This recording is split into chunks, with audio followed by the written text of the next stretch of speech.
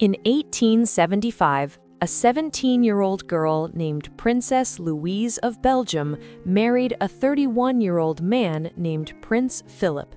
Their marriage quickly became very unhappy and mean. After many years, Louise decided to run away. This caused a huge family argument and a big scandal. Because she left, her family had her locked away in a mental hospital for a long time. But her story didn't end there. Join me as we find out what happened to her next. Princess Louise was born on February 18, 1858 in the Royal Palace in Brussels. She was born into a very young country. Belgium had only been its own nation for a short time after winning its freedom in 1830. Before that, many different countries like Spain, France, and the Dutch had ruled over it. Her father was Prince Leopold, who became King Leopold II when Louise was 7. Her grandfather was the very first king of Belgium. Louise's mother was Marie Henriette, who came from the famous Habsburg family in Austria. Louise was the oldest child. When she was a baby, her father joked that she looked just like him because she had a big nose. Sadly, that was one of the few nice things he ever said about her. She had a brother and 2 sisters, but tragedy struck the family.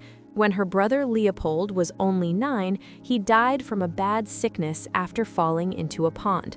This loss broke the family's heart and made the king and queen very unhappy together. Because she was the king's oldest daughter, Louise's job was to marry a powerful prince to help Belgium make friends with other countries.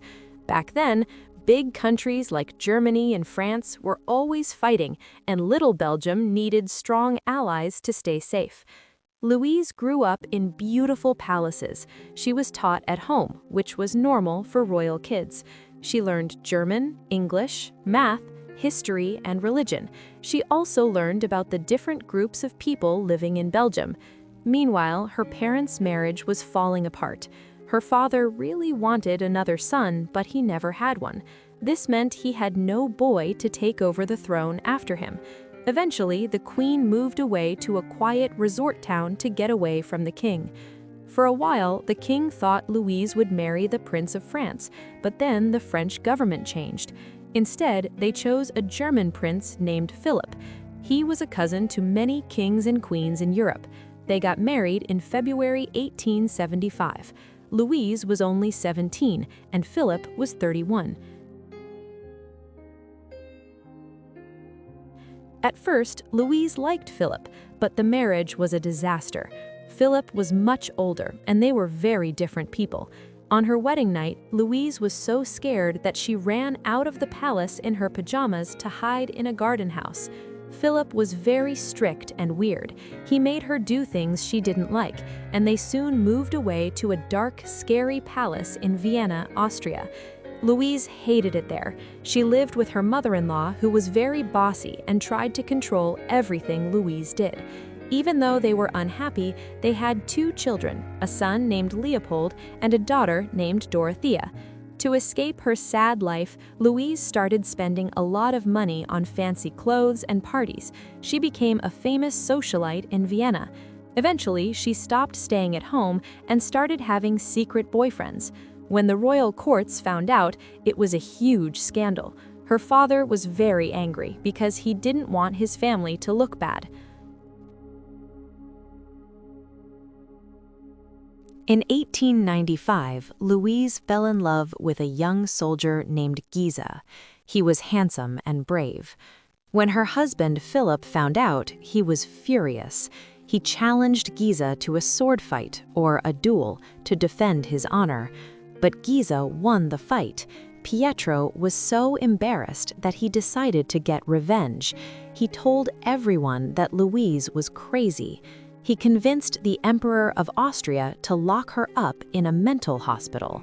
Louise was told she could either go back to her mean husband or live in the hospital. She chose the hospital. Her boyfriend Giza was also sent to prison. For years, Louise was hidden away from the world. No one from her family visited her except for her daughter once. While Giza was in prison, a kind woman named Maria helped him get out. Once Giza was free, he spent all his time trying to save Louise. In 1904, Louise was sent to a hotel for her health. The guards weren't watching her very closely. Giza and Maria saw their chance. They snuck in and helped Louise escape across the border into France. After 6 years of being locked up, she was finally free. Later, doctors said she wasn't crazy at all. She finally got a divorce from Philip, and he had to pay her some money every month. However, Louise loved expensive things and was soon in debt again. She and Giza stayed together for the rest of their lives, even though they never officially married.